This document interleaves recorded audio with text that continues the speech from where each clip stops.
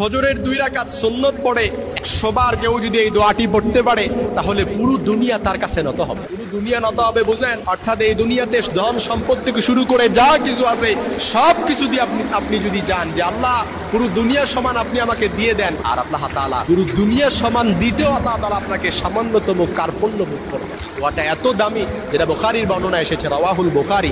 আপনি কোনো কিছু চাইলেন এই দোয়াটি পড়ে আল্লাহ তাআলা কবুল করে নিলেন, সুজিব কবুল হয়ে গেল। কারণ বান্দা যখন আল্লাহ তাআলার কাছে কোনো কিছু চায়, সে যদি দোয়ার প্রতি মনোযোগী হয় আল্লাহ তাআলা তাকে তাই দেয় সে যা চায়। সুবহানাল্লাহ। ওয়া ইযা সাআলাকা ইবাদি আন্নী ফাইন্নী করিব উজিবু দাওয়াতাদ দাঈ ইযা দাআন। তাফসীরের কিতাবে এসেছে, অর্থ অনেকেই করেছেন, বান্দা যখন আল্লাহ তাআলার কাছে কোনো কিছু চায় বান্দাকে আল্লাহ তাআলা তাই দেয় যা সে চায়, চেয়ে থাকে। অর্থাৎ সারা দুনিয়া পরিমাণও যদি আপনি চান আল্লাহ তাআলা আপনাকে দিতে কার্পণ্য বোধ করবেন। এজন্য ফজরের 2 রাকাত সুন্নাত এতটা দামি, অন্যান্য সুন্নতের চাইতে পুরো দুনিয়া আসমান এবং জমিনের মধ্যে যা কিছু আছে সব কিছু দিয়েও যদি আপনাকে ভরপুর করে দেওয়া হয় তবু একটা ফজরের সুন্নতের সমান হবে না। আপনারা করতে পারলেন না? সুবহানাল্লাহ।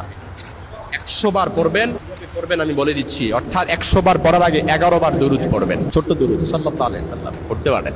আল্লাহুম্মা সাল্লি ওয়া সাল্লিম বারিক আলাইহি পড়তে পারেন।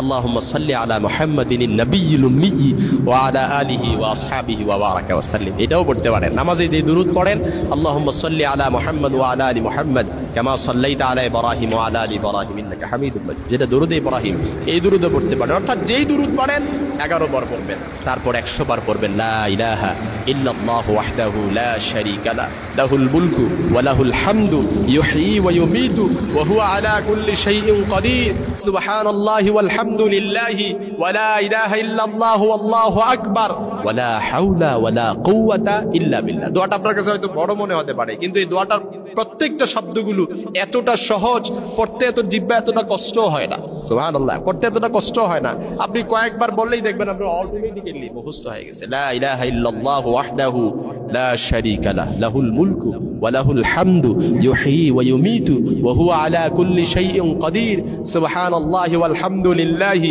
ওয়া লা ইলাহা ইল্লাল্লাহু আল্লাহু আকবার ওয়া লা হাওলা ওয়া লা কুওয়াতা ইল্লা বিল্লাহ। এটা এতটা ইমাজিং বিষয় হচ্ছে আরেকটা, যে এই দোয়ার শব্দগুলো হচ্ছে আমাদের কাছে সবার পরিচিত, একটা অপরিচিত কোনো শব্দ নাই।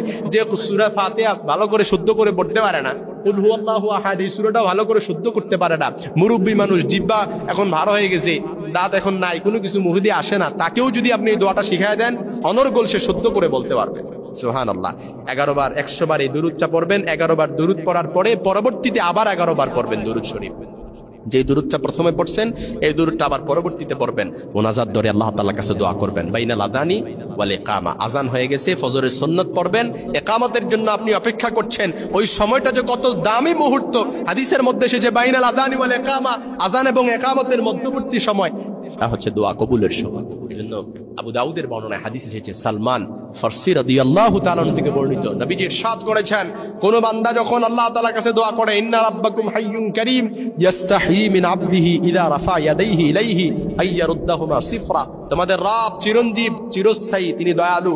তোমরা যখন দুহাত তুলে আল্লাহর নিকট দোয়া করো তখন তিনি খালি হাতে ফিরিয়ে দিতে এটা লজ্জা পান। সুবহানাল্লাহ। আপনি আল্লাহর কাছে দ্বারস্থ হলেন, দুহাত তুলে দোয়া করলেন, চিরঞ্জীব, এবং আল্লাহ তাআলাকে বললেন, চিরঞ্জীব দয়ালু, আয় আল্লাহ আপনি আমার দোয়াটা কবুল করে নেন। বান্দা যখন আল্লাহ তাআলার কাছে চায় তাহলে আল্লাহ তাআলা তার দোয়াটা কবুল করেন। বান্দা যা চায় তাই তাকে দেয়া হয়। সুবহানাল্লাহ। তার জন্য যদি কল্যাণকর হয়, এটা আপনাকে মনে রাখতে হবে, যদি আপনার জন্য এটা কল্যাণকর হয় তাহলে আপনাকে অবশ্যই দিবে। আপনাকে দেয় নাই তার মানে এই নয় যে আল্লাহ তাআলা দোয়াটা কবুল করে নাই। আপনাকে দেয় নাই তার মানে এটা আপনার জন্য কল্যাণকর ছিল না, কিন্তু আল্লাহ তাআলা আপনার দোয়াটা কবুল করেছেন। যখন আপনার জন্য কল্যাণকর মনে হবে তখনই আল্লাহ তাআলা আপনাকে দিবেন। এই জন্য ফজরের সুন্নত পড়ে 2 রাকাত সুন্নত পড়ে 100 বার এই দোয়াটি পড়বেন, এই আমলটা করবেন, পুরো দুনিয়া আপনার কাছে নত হবে। সফলতা থেকে শুরু করে যা কিছু আপনি চান, ধন সম্পদ থেকে শুরু করে সব কিছু আপনাকে দিয়ে দেওয়া হবে। এমনকি পুরো দুনিয়া পরিমাণও যদি সম্পদ আপনি চেয়ে বসেন, পুরো দুনিয়া পরিমাণ সম্পদ দিয়ে আল্লাহ তাআলা কার্পণ্য করবেন। কারণ আল্লাহ তাআলার কি কোনো কিছু কমতি আছে নাকি? আপনি পুরো দুনিয়া চাইলেন, আল্লাহ তাআলা দিতে কার্পণ্য বোধ করবে না। সুবহানাল্লাহ। আল্লাহ তাআলা আমাদের সকলকে সেই সমাজ দান করুক, করেন আমিন।